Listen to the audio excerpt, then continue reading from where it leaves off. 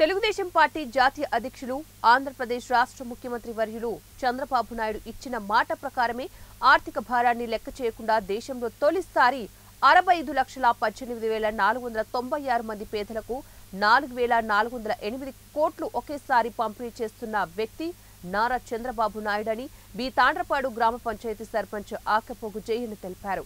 కర్నూలు మండల పరిధిలోని బి తాండ్రపాడు గ్రామ పంచాయతీ పరిధిలో వృద్ధులకు, వితంతువులకు, అర్హత కలిగిన పింఛనదారులకు ఉదయం 6 గంటల నుంచే టీడీపీ నాయకులు, కార్యకర్తలు, సచివాలయ సిబ్బంది పంచాయతీ సెక్రటరీ సమక్షంలో ఇంటింటికి వెళ్లి 7,000 రూపాయల పెన్షన్ పంపిణీ చేశారు.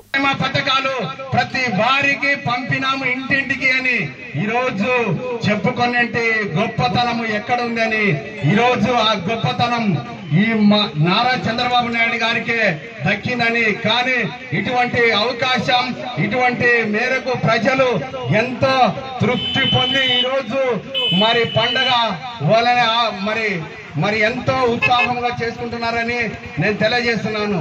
సూపర్ 6 పథకాలు పెట్టినంటే ఆ రోజుల్లో మరి రాజకీయంలో ఎన్నో మాట్లాడినంటే మాటలు ఉన్నవి.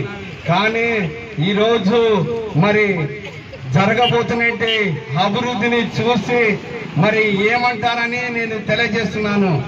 ఇంటికి వెళ్ళి పింఛన్ మీరు ఇయ్యగలుగుతారా అన్నారు. కానీ ఇస్తామని కూడా మేము చెప్పాము ఆ రోజుల్లో.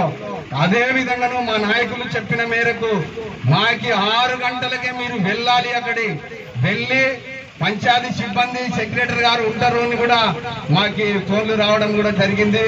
ఈరోజు మరి ఇంత ఘనమైన వాతావరణాన్ని ఈరోజు చూస్తూ ఉన్నామంటే ఈరోజు మరి పొత్తు భాగంగానంటే మరి ఏదైతే పార్టీలు మరి కలిసి ముందుకు వెళ్తున్నావో అదే విధంగాను మన రాష్ట్ర భవిష్యత్తు కోసం, మన రాష్ట్రం కోసం మీరందరూ మరి ఎన్నో